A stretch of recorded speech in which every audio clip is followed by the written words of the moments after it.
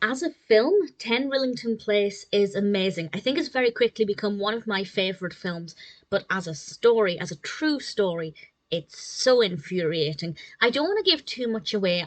I think your experience with this film will depend on how much knowledge you have about Christie and what he did. I actually didn't have that much information about him. I'm a very, very big true crime fan, and I've kind of avoided a lot of literature about Christie because I knew I wanted to watch this film and I wanted to go in with no real knowledge about what happened and the people involved. So that's where my perspective is coming from. I will, having now watched it, go and obtain as much literature about Christie as I can.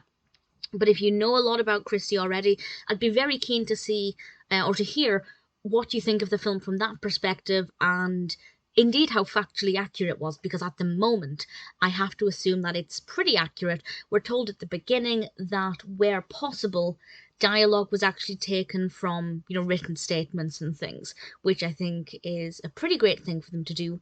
Also, they did have genuine exterior shots of 10 Rillington Place. Rillington Place was actually demolished in 1970, and this was released in 1971, so they got there just in time, I guess. The film was released in 1971, directed by Richard Fleischer, written by Clive Exton, based on the book 10 Rillington Place by Ludovic Kennedy, and needless to say, I'm very likely to go and read that book. It also stars Richard Attenborough as Christie, as John Christie, who is a very notorious British serial killer. And Richard Attenborough is my Santa Claus. Miracle on 34th Street is my Christmas. And I've seen him in other roles, of course, but never in a role quite like this. And it's just chilling. His performance is absolutely incredible. We also have John Hurt as Timothy Evans, who just gave a fantastic performance. I mean, the performances across the board were all brilliant.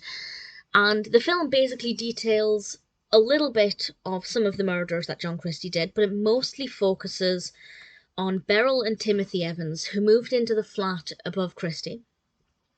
And I don't want to say too much about that, but I'll say that there's a miscarriage of justice involving Timothy Evans, and I can't say any more than that. That's as much information as IMDb gives, and that's basically all the information I had going into it, and I think that's enough.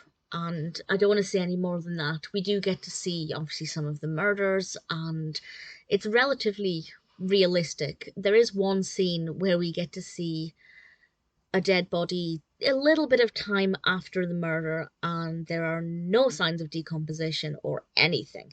So I feel like that was slightly unrealistic, but in the 70s, these things were not as well known, so I think a product of its time, that's okay. It is incredibly atmospheric. Christie is I was going to say a slime ball, but I feel like that's just not harsh enough.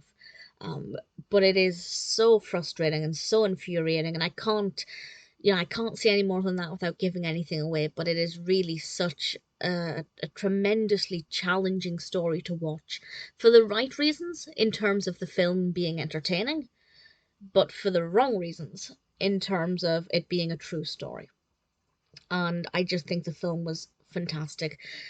As I said, it very quickly has become one of my favourite films. Maybe it won't become an all-time favourite film, but certainly of this year, it's one of the best films I've seen. It's intense, it's atmospheric, it's unpredictable.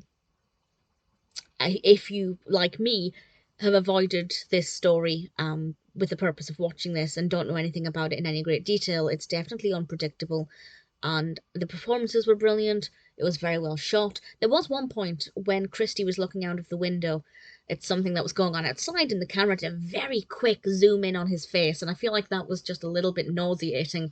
But other than that, it was very well shot, and I really, really thoroughly enjoyed it. I can't recommend it enough if you're into this kind of film. Doesn't surprise me that it's got 7.5 out of 10 on IMDb. 10 Rillington Place. It had been on my radar for quite a while. I'd meant to get round to watching it because I wanted to explore this case in more detail, and I'm really pleased that I now get to do this. It truly is a brilliant film.